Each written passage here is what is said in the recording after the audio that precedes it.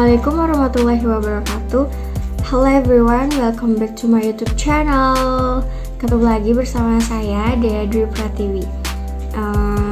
Sama seperti video-video sebelumnya, di sini saya akan memaparkan materi pembelajaran kembali. Kali ini saya akan memaparkan materi mengenai human capital atau modal manusia. Apa sih human capital itu? Untuk lebih jelasnya, simak video berikut ya.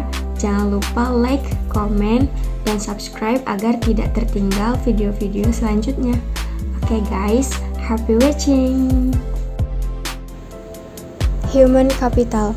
Arti dan pentingnya human capital. Istilah human capital pertama dikemukakan oleh seorang ekonom bernama Theodore Salz yang berpendapat bahwa peningkatan kesejahteraan pada perusahaan tidak tergantung pada tanah, peralatan, energi, sumber daya, melainkan pada kompetensi pengetahuan dari pegawainya.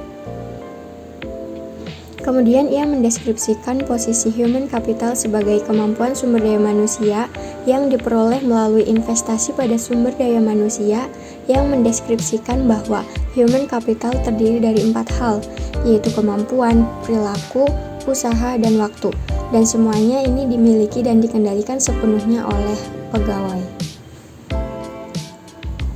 Untuk mendeskripsikan human capital sebagai kombinasi dari keempat faktor tersebut, yaitu sebagai berikut. Yang pertama, karakteristik atau sifat yang dibawa pada pekerjaan. Yang kedua yaitu kemampuan seseorang untuk belajar. Dan yang ketiga adalah motivasi untuk berbagi informasi dan pengetahuan.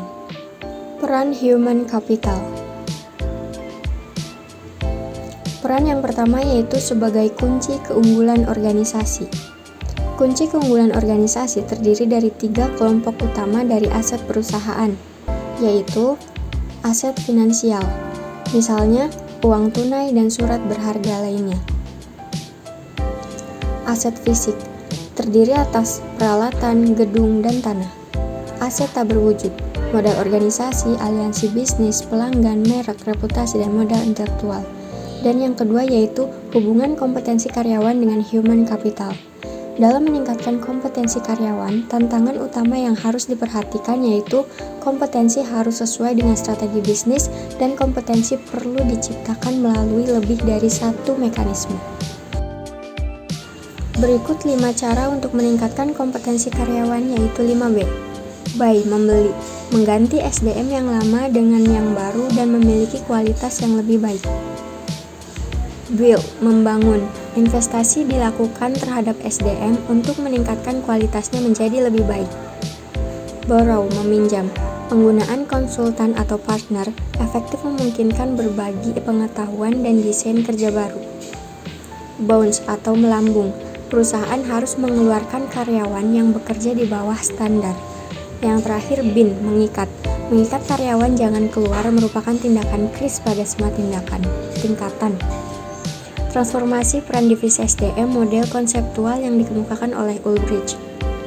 Yang pertama strategi partner, yaitu Departemen SDM harus mampu menjadi partner bagi manajer lini dan manajer lainnya dalam mengeksekusi strategi dan membantu merealisasikan perencanaan. Kedua, administrative expert, membantu tercapainya efisiensi administratif dan memastikan bahwa kos dapat dikurangi dan kualitas tetap terjaga secara kontinu.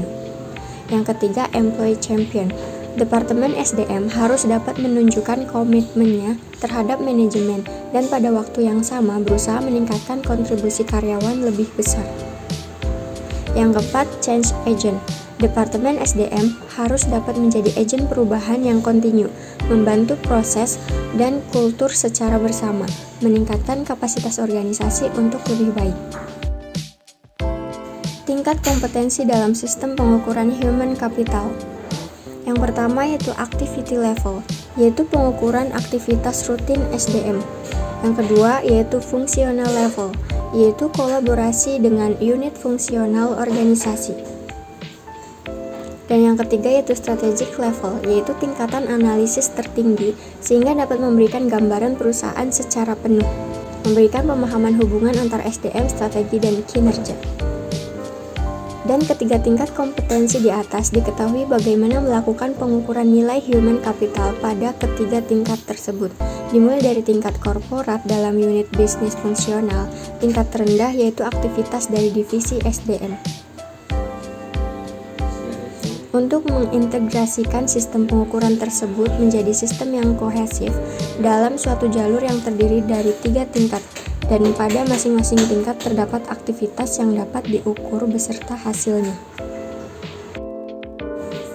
Untuk keberhasilan perusahaan, proses atau bisnis apapun tergantung pada 3 keterampilan, yaitu commodity skill, yaitu kemampuan tidak spesifik untuk bisnis tertentu, dapat langsung diperoleh dan lebih kurang sama nilainya bagi setiap bisnis, misal kemampuan mengetik dan kemampuan komputer.